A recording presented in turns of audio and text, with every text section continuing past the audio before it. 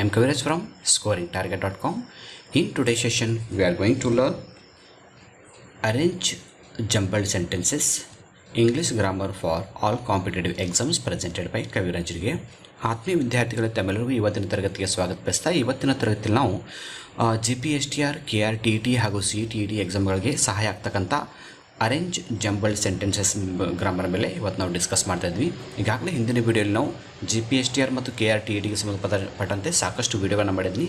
ಆ ಎಲ್ಲ ವೀಡಿಯೋಗಳನ್ನು ನೋಡಬೇಕಂದ್ರೆ ಅದರ ಲಿಂಕನ್ನು ಕಾಮೆಂಟ್ ಬಾಕ್ಸಲ್ಲಿ ಹಾಕಿರ್ತೀನಿ, ಸೊ ನೋಡ್ಬೋದು. ಓಕೆ, ನಾವು ಈಗ ಕ್ಲಾಸನ್ನು ಸ್ಟಾರ್ಟ್ ಮಾಡೋಣ. Let start the class.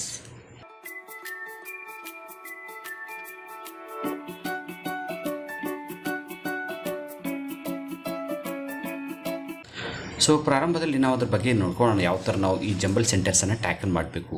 How to arrange jumbled sentences ಅಂದರೆ ನಿಮ್ಮ ಎಕ್ಸಾಮ್ಗಳಲ್ಲಿ ಏನು ಮಾಡ್ತಾರೆ ಅಂದರೆ 4 ಅಥವಾ 5 ಸಾಲುಗಳನ್ನು ಜಂಬಲಾಗಿ ಕೊಟ್ಟಿರ್ತಾರೆ. ಸೊ ಆ ಜಂಬಲಾಗಿ ಕೊಡ್ಬೋದು ಅಥವಾ ಪದಗಳನ್ನು ಜಂಬಲಾಗಿ ಕೊಡ್ಬೋದು. ಸೊ ಆ ಕೊಟ್ಟಂಥ ಜಂಬಲ್ಗಳನ್ನು ನೀವು ಅರೇಂಜ್ ಮಾಡಬೇಕು, ಕರೆಕ್ಟಾಗಿ ಆರ್ಡರ್ ಪ್ರಕಾರ ಅರೇಂಜ್ ಮಾಡಬೇಕು, ಅಂದರೆ ಒಂದು ಅರ್ಥ ಕೊಡ್ತಾ ಅಂತೆ. How to arrange jumbled sentences. So jumbled ಸೆಂಟೆನ್ಸ್ಗಳನ್ನು ಅರೇಂಜ್ ಮಾಡಬೇಕಂದ್ರೂ ಕೂಡ ತನ್ನದೇ ಆದಂಥ ಒಂದು ಟೆಕ್ನಿಕ್ಸ್ ಇದೆ, ಟ್ರಿಕ್ಸ್ ಇದೆ. ಸೊ ಆ ಟ್ರಿಕ್ಸ್ ಯಾವುದು? ಸೊ ಅದನ್ನು ಮೊದಲು ನಮಗೆ ಕಲ್ತ್ಕೊಳ್ಳೋಣ. There are few techniques that one can apply to tackle such questions easily. Follow these easy techniques to rearrange jumbled sentences. So ನೋಡೋಣ ಏನಿದೆ. Sentence rearranging is one of those sections that are difficult and time consuming question asked in banking exams and other competitive exams. So ಯಾವುದೇ exam ಆಗಿರ್ಬೋದು, banking exam ಆಗಿರ್ಬೋದು, GPSTR, KRTT, so ಈ ಥರ ಯಾವುದೇ ಒಂದು competitive ಎಕ್ಸಾಮ್ಗಳು ಕೂಡ ಅರೇಂಜಿಂಗ್ ಜಂಬಲ್ಡ್ ಸೆಂಟೆನ್ಸಸ್ ಆಗಿರ್ಬೋದು, ಜಂಬಲ್ಡ್ ವರ್ಡ್ಸ್ ಆಗಿರ್ಬೋದು, ಜಂಬಲ್ಡ್ ಲೆಟರ್ ಆಗಿರ್ಬೋದು, ಕಂಪಲ್ಸರಿಯಾಗಿ ಪ್ರಶ್ನೆಯಾಗಿ ಕೇಳ್ತಾರೆ.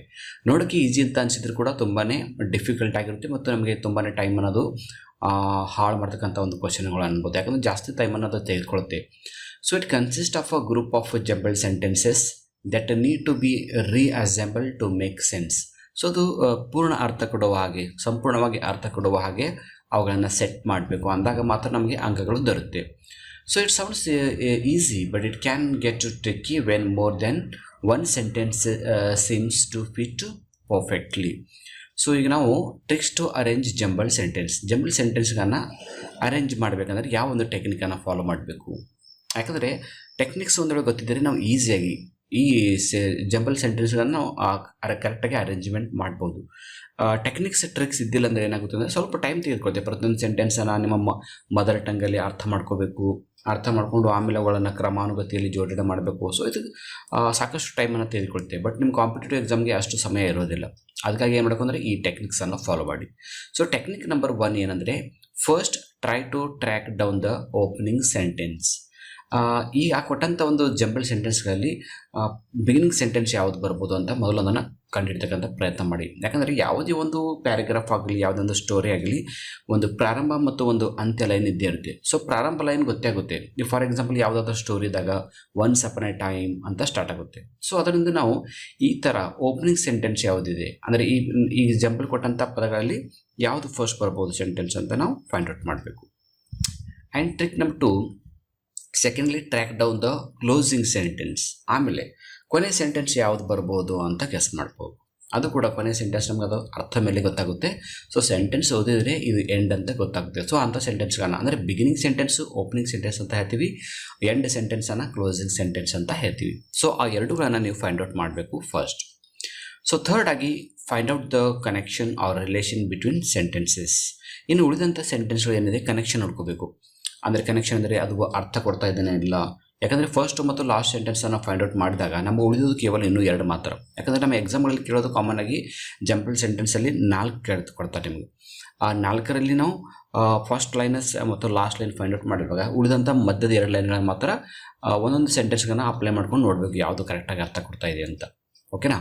ಆಮೇಲೆ ಫೋರ್ತ್ ಟೆಕ್ನಿಕ್ ಏನಂದರೆ ಡಿಸ್ಕವರ್ ಥಿಂಗ್ಸ್ ಪ್ರೊನೌನ್ ರಿಲೇಷನ್ಶಿಪ್. ಅಂದರೆ ಅಲ್ಲಿ ಕೊಟ್ಟಂಥ ವಸ್ತುಗಳಾಗಿರ್ಬೋದು, ವ್ಯಕ್ತಿಗಳಾಗಿರ್ಬೋದು ಅಥವಾ ಸರ್ವನಾಮಗಳಾಗಿರ್ಬೋದು, ಅವುಗಳೊಂದು ಸಂಬಂಧವನ್ನು ಕೂಡ ನಾವು ಕಲ್ಪನೆ ಮಾಡ್ಕೊಂಡಾಗ ಮಾತ್ರ ನಮ್ಗೆ ಅದು ಅರ್ಥ ಆಗುತ್ತೆ. ಇನ್ನು ಕೊನೆಯದಾಗಿ tracking down the focal topic of the sentence. ಅಂದರೆ ಈ ಒಂದು ಸೆಂಟೆನ್ಸ್ ಎದ್ರ ಬಗ್ಗೆ ಅರ್ಥ ಕೊಡ್ತಾ ಇದೆ, ಅದು ಎದ್ರ ಬಗ್ಗೆ ಹೇಳ್ತಾ ಇದೆ ಅಂತ ಅರ್ಥ ಮಾಡಿಕೊಂಡ್ರೆ ನಾವು ಈಸಿಯಾಗಿ ಈ ಥರದ ಜಂಬಲ್ ಸೆಂಟೆನ್ಸ್ ಆಗಿರ್ಬೋದು, ಜಂಬಲ್ ವರ್ಡ್ ಆಗಿರ್ಬೋದು, ಜಂಬಲ್ ಲೆಟರ್ ಆಗಿರ್ಬೋದು, ಅವುಗಳನ್ನು ಈಸಿಯಾಗಿ ನಾವು ಟ್ಯಾಕಲ್ ಮಾಡ್ಬೋದು. ಸೊ ಈಗ ನಾವು ಎಕ್ಸಾಂಪಲ್ಗಳ ಜೊತೆ ನೋಡೋಣ. ನಮ್ಮ ಎಕ್ಸಾಮ್ಗಳಲ್ಲಿ GPSTR ಎಕ್ಸಾಮ್ಗೆ ಹೇಗೆ ಕೇಳ್ತಾರೆ ಪ್ರಶ್ನೆ, choose the correct alternative to form a meaningful sentence.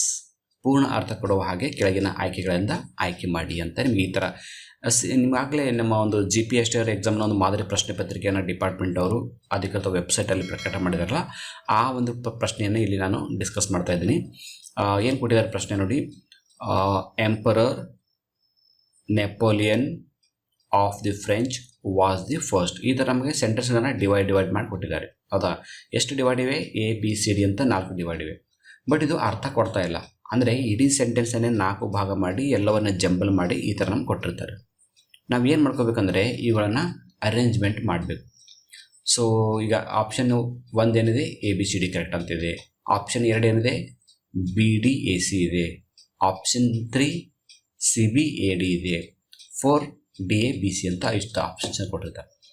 So ನಾವೀಗ ಏನು ಮಾಡಬೇಕಂದ್ರೆ ಈ 4 ಆಪ್ಷನ್ಸ್ಗಳಲ್ಲಿ ಒಂದೊಂದು ನೋಡ್ತಾ ಹೋಗಬೇಕು ಯಾವ್ದು ಕರೆಕ್ಟಾಗಿ ಅರ್ಥ ಕೊಡ್ತಾ ಇದೆ ಅಂತ.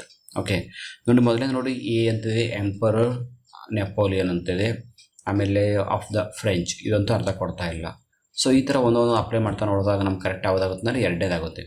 B ಅಂದರೆ Napoleon, D was the first. So answer ನೋಡಿ, Napoleon was the first emperor of the French. ಫ್ರೆಂಚರ ಮೊದಲನೆಯ ಸಾಮ್ರಾಟ ನೆಪೋಲಿಯನ್. ಈ ಥರ ಅರ್ಥ ಕೊಡುವ ಹಾಗೆ ನಾವು ಸೆಟ್ ಮಾಡಬೇಕು. ಸೊ ಇನ್ನೊಂದು ಎಕ್ಸಾಂಪಲ್ ನೋಡಿ, composed of water is and oxygen hydrogen. So ಇಲ್ಲಿ ಕೂಡ ನಮಗೆ 4 ಭಾಗ ಕೊಟ್ಟರೆ ABCD ಅಂತ. ನಾವೀಗ ಏನು ಮಾಡಬೇಕು, ಇಲ್ಲಿ ಆಪ್ಷನ್ ಕೊಟ್ಟಿದ್ದೀನಿ, ಆಪ್ಷನ್ಸಿಂದ ಸೆಲೆಕ್ಟ್ ಮಾಡ್ಕೋಬೇಕು. ಅಲ್ಲಿ ಸರಿಯಾದ ಉತ್ತರ ಯಾವುದಾಗುತ್ತೆ ಅಂದರೆ ಆನ್ಸರ್ 3 BADC ಅಂದರೆ ಆನ್ಸರ್ ಏನು ಕೊಟ್ಟಿದೆ ನೋಡಿ, water is composed of hydrogen and oxygen. ನೀರು ಆಮ್ಲಜನಕ ಮತ್ತು ಜಲಜನಕದಿಂದ ಕೂಡಿದೆ ಅಂತ. ಸೊ ಇಷ್ಟು ನಾವು ಇಷ್ಟು ಡೀಟೇಲ್ ಆಗಿ ನಮಗೆ ಆಪ್ಷನ್ಸ್ ಕೊಡ್ತಾರೆ, ಅವನ್ನು ನಾವು ಕೇರ್ಫುಲ್ಲಾಗಿ ಎಕ್ಸಾಮ್ಗಳಲ್ಲಿ ಸಾಲ್ವ್ ಮಾಡ್ಬೋದು. ಬಟ್ ನಾನು ಮುಂದೆ ಬರ್ತಕ್ಕಂಥ ಎಕ್ಸಾಂಪಲ್ಗಳಿಗೆ ನಾನು ಆಪ್ಷನ್ಸ್ ಕೊಡೋದಿಲ್ಲ, ನೇರವಾಗಿ ಸಾಲ್ವ್ ಮಾಡ್ತಾ ಹೋಗ್ತೀನಿ. ನಿಮಗೆ ಟೈಮ್ ಕೂಡ ಸೇವ್ ಆಗುತ್ತೆ, ಕಡಿಮೆ ಸಮಯದಲ್ಲಿ ಜಾಸ್ತಿ ಕೂಡ ಕಲಿಯೋಕ್ಕೆ ನಿಮಗೆ ಹೆಲ್ಪ್ ಆಗುತ್ತೆ. ಸೊ 3ನೇ ಎಕ್ಸಾಂಪಲ್ ನೋಡೋಣ. ಅದಕ್ಕಿಂತ ಮುಂಚೆ ನಾನು ಈಗಾಗಲೇ GPSTಗೆ ಸಂಬಂಧಪಟ್ಟಂತೆ ಸಾಕಷ್ಟು ನೋಟ್ಸ್ಗಳನ್ನು ಮಾಡಿದ್ದೀನಿ. ಆ ನೋಟ್ಸ್ಗಳನ್ನು ಪಡ್ಕೋಬೇಕಂದ್ರೆ scoringtarget.com ವೆಬ್ಸೈಟಲ್ಲಿ ಹೋಗಿ, ಅಥವಾ ಲಿಂಕ್ ಕೂಡ ಕಾಮೆಂಟ್ ಬಾಕ್ಸಲ್ಲಿ ಹಾಕಿರ್ತೀನಿ. ಸೊ 3ನೇದೇನಿದೆ, music for films has composed AR Rahman ಅಂತ ಇದೆ. ಸೊ ಇದರ ಸರಿಯಾದ ಉತ್ತರ AR Rahman has composed music for films.